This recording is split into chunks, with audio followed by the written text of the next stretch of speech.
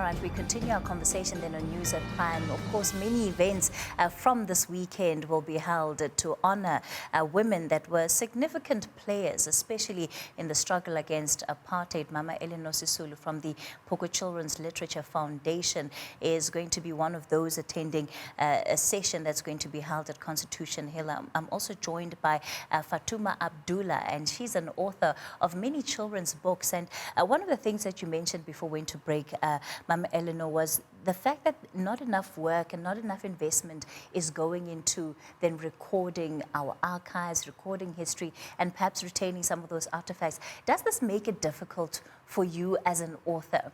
And I know, like you're saying, that the stories you write are a bit on the lighter note, but when it comes to referencing that history and perhaps making sure that it finds a place, even in present-day South Africa.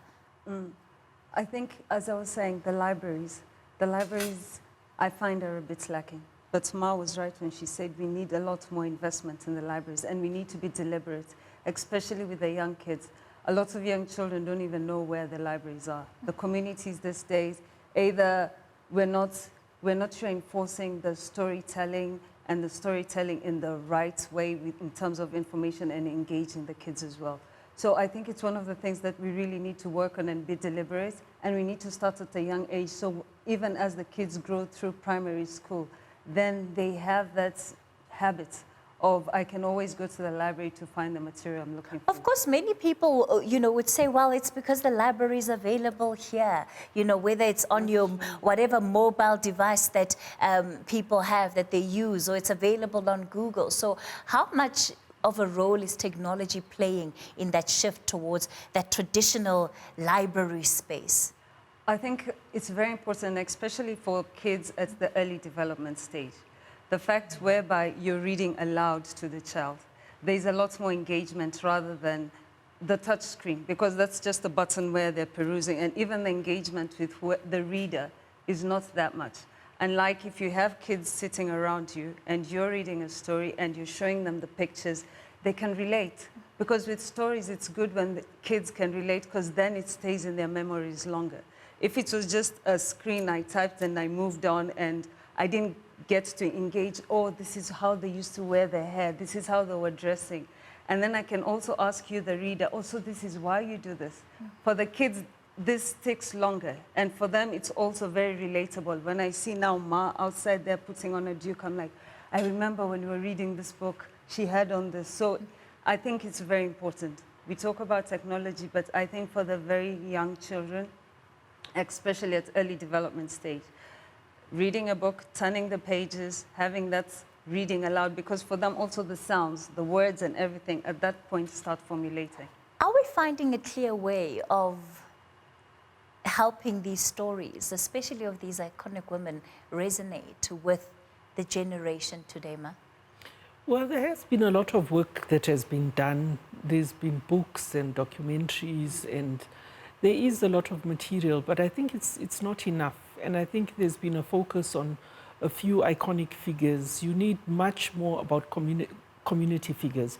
For example, if you think in Women's Month, if someone is in Welkom, for example, it makes much more sense to be celebrating someone from Welkom who marched.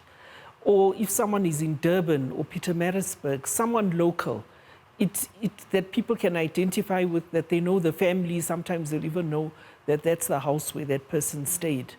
It has much more resonance, and it's another layer added to the iconic national figures. And women did come from all over the country. Yeah. And I think also because you have new developments. You've had the total shutdown movement last year, and a lot of activists who really sacrificed a lot and who have really been outspoken about gender-based violence. And so these stories are valuable for them because it gives, that there's some roots to these struggles. Women's struggles don't just come up like a flash flood. Yeah. There's roots and this substance behind these things. I wonder if you ever then look to any of these women, or how you position women in the stories that you're writing, that a new generation of children is going to be reading? Yeah, I think we need a lot more books where you have women as the protagonist of the stories. Because in mainstream, there's always other characters that portrayed. So for me, I have a character, her name is Akiki. What she does is she loves traveling across Africa. So for me, it is for the kids to get to understand more about their continent. Because a lot of the time we are consuming information about our continent, how it is portrayed from someone else's story. So we need to be writing our stories and how we see ourselves within our spaces. So for me, Akiki tells that story. She talks at a child's level in terms of how she sees things. So if she goes to Botswana or if she's in the Drakensberg, so kids are able to relate a lot more at that level. So I mean, I've had a lot of questions is why isn't there a boy in the picture? But I'm like, they also now need to start understanding that it's okay to read a book where you have a girl in the picture. There's nothing wrong with that. So I think, yeah, we need more of those characters. There are lots of, as I was saying, homegrown local authors who are doing a lot more. So we just need to be very intentional in terms of sourcing this material and presenting it to the kids. And of course, you know, more broadly, when we look at the issues that women have had to then deal with and fight for the generations that were pre-democracy, it's almost said, you know, the enemy was clear. And post-democracy, especially for a country like South Africa, there's a whole wide range of complex issues there that have been exacerbated or rather brought to the fore simply because there's now this democratic space within which we operate.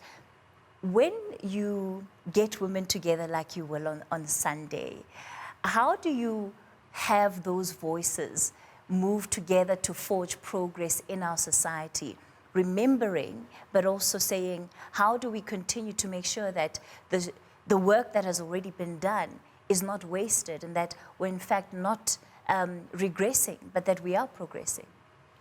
I think having the books being launched, and in this case it's the one of Albertina Sisulu and Mary Moodley, and these are very accessible publications which high school children can read. And hopefully there'll be gateways towards going more seriously into the history. But having different generations of women there, and I think the foundation has planned a very multi-generational celebration. And there's a lot of young people, very young people in the Kathrada Foundation who are eager to learn and know more about the history. Of course, the ideal thing would be to have schools where all children learn history. Yeah. But unfortunately, we don't have that. So you do need community-based initiatives like this one, which are going to focus on history of communities and that people can relate to. And I think that that kind of conversation and events like this, especially during Women's Month, to go deeper into the history beyond just that 20,000 women marched and said, for example, how did women manage with a total shutdown? Was the society receptive as compared to 50 years ago? What are the challenges now? And what can we learn from that past? And what new things do we have to do now? Yeah. The challenges that we didn't have in the past. So I think that multi-generational conversation is very important. And the learning, I think, is probably the most important. Do you think that there are lessons that we could be learning from our histories that perhaps we are overlooking and we're almost trying to reinvent the wheel when those before us have shown us how it can be done? Yeah, I think the stories are there. It's just that in terms of, I think we need to be very deliberate in going to get those stories, to sit with women in the community, to understand their perspective, and then to document that as well. Because the thing is, as you're saying, it can disappear. And where else do we start feeding our kids this information? So it is very important, and we need to be deliberate. And as Ma was saying, you also need to invest in these things. Because the stories need to be written, they need to be archived, they need to be preserved, they need to be accessible. all that takes money. But it almost feels that there's a different, standard which they have to reach, almost that, they must be proof that a woman's story is worthy of being told. Do you think that's the case? No, I don't think so. I just think that storytelling is a craft and writing is a craft. And I think the people that are writers and storytellers need to be appreciated as such. We have been hearing over this past week about unemployment being a catastrophe. Now, one of the areas in which people can be employed is precisely this area.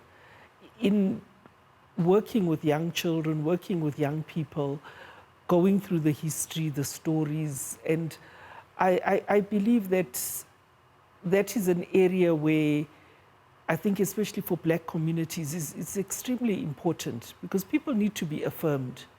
We have so much that is wrong and we could go on and on about the negative things, but we must find ways to affirm people, that they can believe in themselves and believe that there were those before them under very difficult conditions who overcame the hurdles that they faced and that we can do it today. And I think affirming the creative process as opposed to destroying is really important. And for, I think, more investment in the ECD. Unfortunately, children that the early childhood, the little ones can't go and toy and destroy things and draw a lot of attention to themselves. And I think that everybody says, oh, this is so important. And as Fatuma was pointing out, that early age, you need the human interaction. Is far more important than the technology. Later on, kids can sit on their iPads and they maybe, as teenagers, actually don't want to have adults around. But at that age, they need the interaction, they need the emotional support, and they need the love at that stage much, much more. And so the story, and not only the books, but also just parents, because also I feel that parents who are not so good at reading sometimes don't feel confident. And yet there are things that they can relate to their children, just the family history, which is oral history, which is really very important. And when we talk about the creatives, it's such an important issue that often it's because creatives are not really allowed room to fully manifest or express themselves, that we have some of these challenges around what is captured and what is not captured. Is it getting any easier, especially for you as a female author? Easier? I don't know. Yeah. But I think it's one of those things which we have to keep on doing to make it more appealing. As you're saying, especially now, I think also, as you're saying, unemployment is very high, but everyone seems to be targeting more or less the same type of jobs. I want to fit into accounting, I want to fit into bookkeeping. No one is saying, I want to be a storyteller. I want to learn how to write and to put the stories out there. So we're very still focused on the traditional career path, instead of creatives having this space where you can explore and for it to be more appreciated and more recognized in terms of, this is a space where I can actually tell my story, do my thing very well, and get financially compensated for it. Yeah. Because at the end of the day, it boils down to whether it's going to put bread on the table. So I think we now need to broaden the scope. We all can't be accountants or economists. But sure. Yeah, so we have that space where creatives are able to do it, and to have that room whereby they can be able to be financially compensated for what they're putting out there. Absolutely. Well, then let me thank you both for your conversation tonight. I wish you all of the best for Sunday. Our reporters will be out there then tracking that particular journey that they'll be embarking on, honouring the struggle icons. And as you heard there, then a biography of Mama Albertina Sisulu will also be part of the proceedings that will take place. Elinor Sisulu, and she's from the Puku Children's Literature Foundation, and author of children's books, Fatuma Abdullah.